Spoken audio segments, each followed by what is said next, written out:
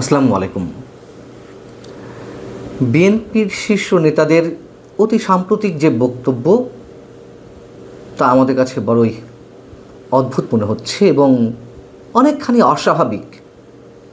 যেমন শনিবারই বিএনপির second in command বা দ্বিতীয় শীর্ষ নেতা মির্জা ফখরুল ইসলাম আলমগীর একটি অনুষ্ঠানে যে বক্তব্য দিয়েছেন তার খানিকটা এক্সাম্পল তুলে ধরি যে কেন আমাদের কাছে এই বক্তব্যগুলো অস্বাভাবিক মনে হচ্ছে।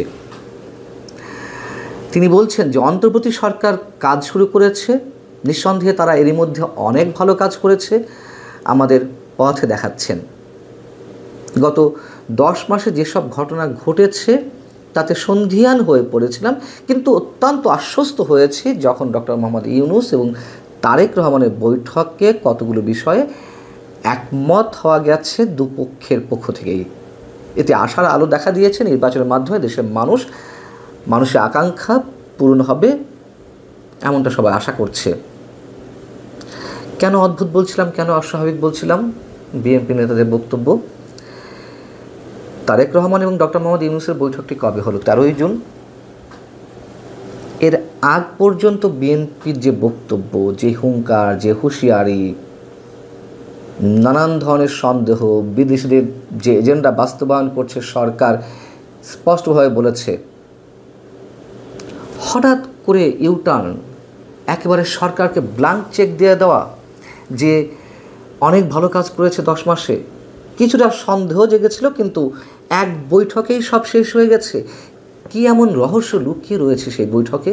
আচ্ছা, রহস্য যেটিই হোক না কেন, বিএনপি যা আশা করছে তা কি আদৌ হবে? অন্যান্য যে রাজনৈতিক দলগুলো রয়েছে, সরকারের লেজর বৃত্তি করছে, তাদের যে উল্টো হুঁশিয়ারি, হুঙ্কার, সেখানে বিএনপি টিকতে পারবে? এ কথা আমরা নিশ্চয়ই বলছি না, সরকারের কোনো কাজের প্রশংসা করা যাবে না, কিন্তু বিএনপির কি আচরণটি ছিল আর এখন কি, সেটি শুধু আমরা পার্থক্য খোঁজার চেষ্টা করছি।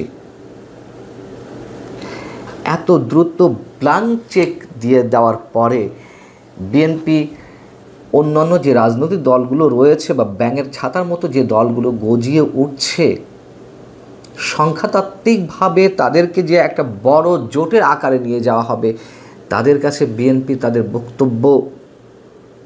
বক্তব্যের স্ফুলিঙ্গে ছড়াতে পারবে? যেমন 4টি জোট এবং 35টি রাজনৈতিক দল মিলে, নাম সর্বস্ব রাজনৈতিক দল সবকটি মোটামুটি, এগুলো মিলে একটা ফেডারেল বডি হয়েছে। কি হয়েছে? সেটার নাম কি দেওয়া হয়েছে? জাতীয় সংস্কার জোট। এই জাতীয় সংস্কার জোট শনিবার একটি আলোচনা সভা করেছে। সেখানে তারা কি হুঁশিয়ারি দিয়েছে? বলা হচ্ছে সংস্কার ছাড়া কোনো নির্বাচন হতে দেওয়া হবে না। তারা 8টি দফা উত্থাপন করেছে। 8 দফা দাবির মধ্যে কী রয়েছে? অবিলম্বে জুলাই সনদ ঘোষণা করতে হবে, সংস্কার কাজ দ্রুত সম্পন্ন করতে হবে, বিচারের কাজ দ্রুত সম্পন্ন করতে হবে, আগে স্থানীয় সরকার নির্বাচন, পরে জাতীয় সংসদ নির্বাচন। সংসদ নির্বাচনের 3 মাস আগেই অন্তর্বর্তী সরকারকে, অর্থাৎ ডক্টর মোহাম্মদ ইউনূস সরকারকে তত্ত্বাবধায়ক সরকারের হাতে ক্ষমতা হস্তান্তর করতে হবে। অর্থাৎ এই সরকারের অধীনে নির্বাচন তারা চায় না। এটি আবার কোন ম্যাটিকুলাস ডিজাইন থেকে এই দাবিটি উত্থাপন হলো আমরা জানি না।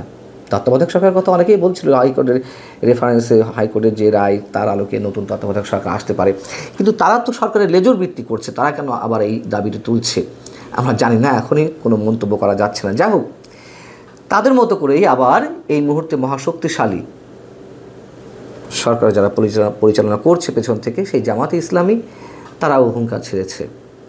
জামাতের সেক্রেটারি জেনারেল, মহাসচিব মিয়া গুলাম পরোয়ার, তিনি বলছেন আগে স্থানীয় সরকার নির্বাচন দিতে হবে জাতীয় সংসদ নির্বাচনের আগে, এবং মানবতা বিরোধী অপরাধের বিচার করতে হবে এবং প্রয়োজনীয় সংস্কার করতে হবে।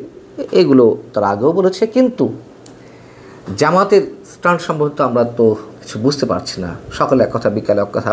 এখন আবার যদি এই দাবি তারা আগেও করেছিল, মাঝে ভুলে গিয়েছিল, এখন আবার নতুন করে তুলছে স্থানীয় সরকার নির্বাচন দাবি।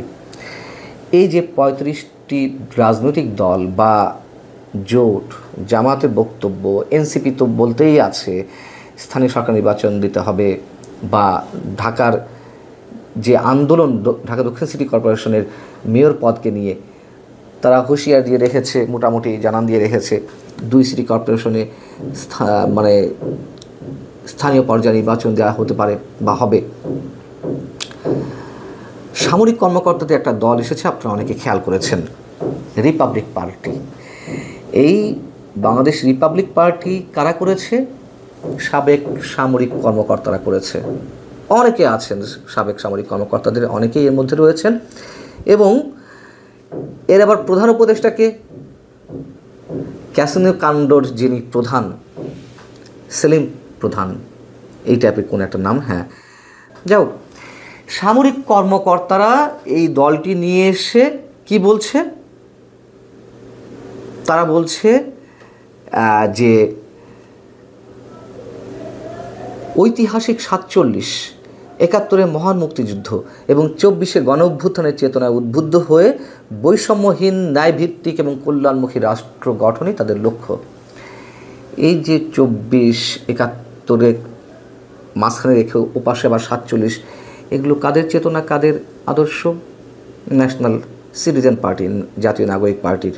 যাই হোক, তারা বলছে যে রিপাবলিক পার্টি এই দল গঠনের পেছনে রয়েছে সেই বাঁধ ভাঙা জুলাই আন্দোলনের অনুপ্রেরণা, যেখানে ফ্যাসিবাদ বিরোধী আন্দোলনের একটি সুশাসন ভিত্তিক বৈষম্যহীন বাংলাদেশ গড়ার লক্ষ্যে প্রায় 2000 বীর শাহাদত বরণ করেছিলেন এবং 30,000-এরও বেশি মানুষ আহত হয়েছেন। এই যে একের পর এক ব্যাঙের ছাতার মতন করে কিংস পার্টি গড়ে উঠছে। সামরিক কর্মকর্তাদের আরও একটি দল এর মধ্যে ঘোষিত হয়েছে। কেন সামরিক কর্মকর্তারা, সাবেক সামরিক কর্মকর্তারা দল নিয়ে আসছে? জুলাই আগস্টের আন্দোলন স্বতঃস্ফূর্ত ছিল সাধারণ মানুষের, কিন্তু এর পেছনে তো একটি বড় প্লট নির্মাণ করা হয়েছিল, দীর্ঘদিনের পরিকল্পনা ছিল, এটা এখন ওপেন সিক্রেট। এবং এই আন্দোলনের যে সাধারণ মানুষরা অংশগ্রহণ করেছিলেন, তাদের যেই চাওয়া বা যেই উদ্দেশ্যে তারা রাজপথে নেমেছিলেন, তাদেরটা আমি নিশ্চয়ই শ্রদ্ধার সঙ্গে স্মরণ করি। কিন্তু এর বাইরে আর যা ছিল, এবং এই আন্দোলনের ম্যাটিকুলাস ডিজাইনের পিছনে কিন্তু সাবেক সামরিক কর্মকর্তাদের একটি বড় অংশ তারা ওতপ্রোতভাবে কাজ করেছেন। যে কারণে এত কথা বলা, সেটি হচ্ছে কি, এই যে সংখ্যাতাত্ত্বিক জায়গা থেকে একটি বৃহত্তর জোট গড়ে তোলা একটি সম্ভাবনা, কয়েকটি জোট, একটি নয়, সেখানে বিএনপির সংখ্যালঘু হয়ে পড়বে না তো? বিএনপি অনেকখানি বিচ্ছিন্ন হয়ে পড়ার আশঙ্কা রয়েছে কিনা, সেই কথাগুলো বিএনপি ভেবেছে? ভালো থাকুন সবাই, আল্লাহ হাফিজ।